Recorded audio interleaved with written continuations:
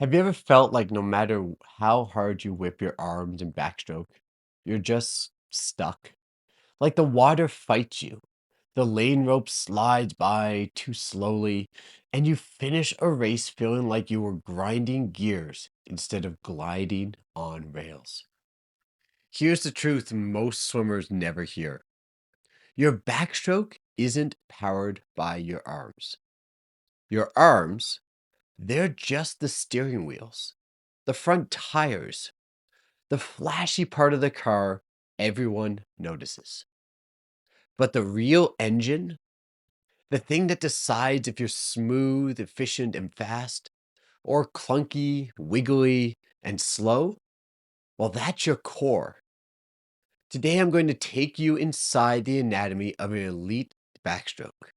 The spinal column, the abs, the obliques, the glutes. Each piece of your core is part of your machine. And when you unlock how they all connect, your backstroke becomes effortless. And don't worry, I'm not going to just tell you engage your core. That's coach talk that doesn't help anyone. I'll give you the exact drills, metaphors, and training tools to build your backstroke into something that feels like flying in the water. But before we dive in, I should tell you who I am so you know this isn't theory. I'm Coach Chris. I've spent 20 years on deck as the head swim coach, and 20 years before that, swimming at national levels myself. I've coached everyone from age groupers learning how to trust their kick to seniors breaking sectionals and future cuts, to also those master swimmers who thought their best years were behind them. My coaching styles blend the science of elite programs like David Marsh's Swim Mac, Bob Bowman's endurance-based precisions, and Todd DeSerbo's tempo innovations. And this channel, Between the Laps, exists because I believe swimmers deserve more than cliches and just kick harder type of advice. You deserve to understand the why and the how. That's what we're going to do today with Backstroke. Backstroke looks like an arm race. Whoever spins fastest wins, right? That's the wrong thinking. If you watch people like Ryan Murphy or Reagan Smith, even high school swimmers who actually get it, their arms look easy, almost too easy. But under the surface, their core is firing like a Formula One engine. If the core is weak, your arms become thrashers. You over rotate, you fishtail, you fight the water. If your core is strong, your arms become levers. They don't push water backwards, they move you forwards. Think of it this way. Your arms are the steering wheels, your tires. Without a chassis, without a engine, a car with nice wheels goes nowhere. Your core is the chassis, the frame, the engine block. Without it, you're driving a shopping cart with one wobbly wheel. So let's break down your backstroke's engine piece by piece. Let's start with the spinal column. This is stability and the control. The spine really is your stabilizer. Without spinal control, your hips will wiggle like a broken rudder.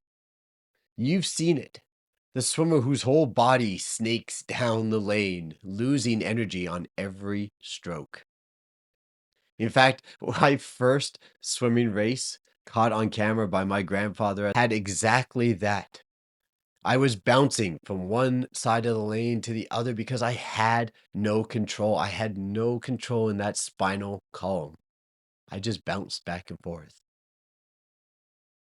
The spine has one job in backstroke: hold a steady axis while the rest of your body rotates around it.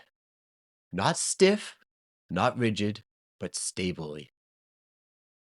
A great drill to start to engage your spinal column is vertical kicking with a streamline while rotating. Take your body vertical, Hands locked overhead in a streamline. Kick vertically. Rotate your core side to side, but keeping your spine long, no collapsing. You'll feel it instantly.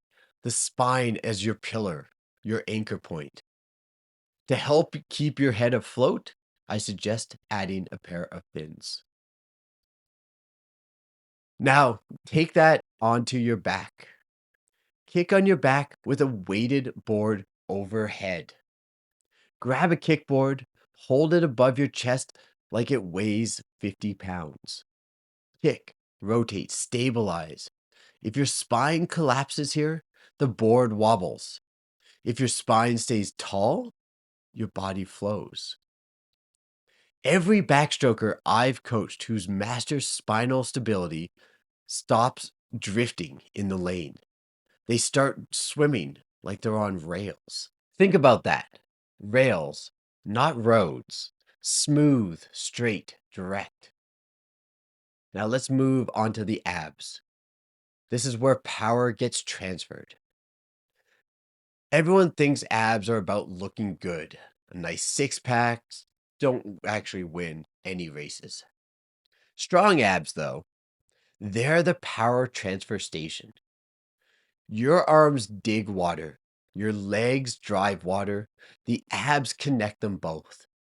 Without engaged abs, the power leaks out like trying to slam a hammer with a loose grip.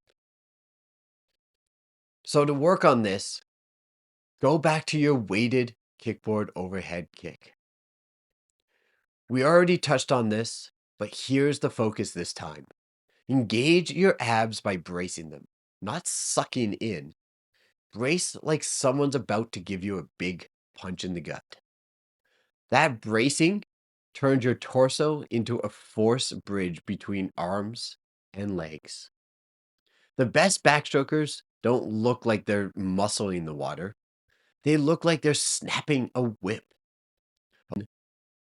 The whip's handle is your abs. Snap clean, the energy travels tip to tail. Snap sloppy, and the whip dies. That's your abs. The obliques are like the hinges on a door. They don't push the door open, they control how wide, how fast, how smooth it swings. To work on this, try single arm holding your hip drill. Kick with one arm extended, hold the other arm at your side. Rotate just enough to engage the obliques on the extended side. You'll feel your hips and rib cage engage through the oblique. That's the hinge working. Elite backstrokers don't fall into the rotation, they guide it. The obliques snapping them into place like a precision gear shift. When you master this, you stop wasting energy. Your stroke starts humming like a tuned engine. Now let's talk about one of the most overlooked muscles in backstroke, the glutes. Swimmers talk about legs, quads, hamstrings. Nobody talks about the glutes. Yet your glutes are the hidden propeller, the muscles that keep your hips high and your kick powerful. Here's the kicker, really. Most women float higher than men because body fat distribution gives them buoyancy through the hips. Men, we sink. That's why glute engagement is a non negotiable for male backstrokers. Without it, their legs drag like anchors. So, to work on this, get a band and place it above your knees. Then kick on your back. Loop that resistance band just above the kneecaps. Kick on your back, either with your hands on your thighs or in a tight streamline. The band forces your glutes to fire to stabilize the legs. Do it right, your hips will lift, your kick will sharpen. When the glutes are engaged, backstroke feels less like dragging a parachute and more like riding on top of the water. That's speed. Finally, let's go back to the arms. Everybody's favorite, as we talked about before. Remember, your arms don't drive the car, they just steer it. They set direction, they fine tune balance, they maximize the engine's output. But if the core is not firing, the steering wheel just spins. So here's a couple drills that you can do to really make sure that you're maximizing your pull. First, jump rope drill. Essentially, you're doing vertical kick with mesh gloves as an option. Kick vertically, gloves on, hands working like you're skipping a rope underwater. This drill builds connection at the finish, teaching you how your tires grip the road. Then you also can do paddle holds. Hold your paddles, don't strap them in, don't place them in your hands in any way. With just your hands pulling with the paddles, kick on your back, arms extended, and any sloppy pressure, the paddles will slip. This is one of the easiest ways to get feedback on your stroke. A perfect grip, the paddles will stay. That's how sensitive your steering actually is. When your arms and core sync, backstroke feels like surfing a wave instead of swimming through mud. So here's the blueprint I want you to think about. The spine stabilizes your axis. The abs transfer power. The obliques guide rotation. The glutes lift and propel. And the arms steer the machine.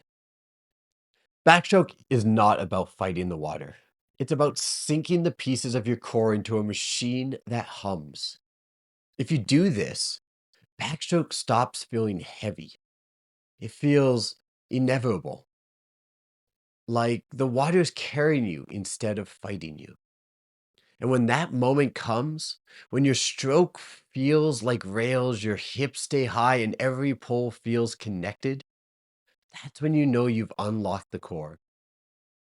If you found this breakdown useful, here's what I want you to do. Drop a comment telling me which drill you're going to try this week. And if you want more guided training, real programs that take concepts like this and turn them into daily transformations, check out the Swim Accelerator link below.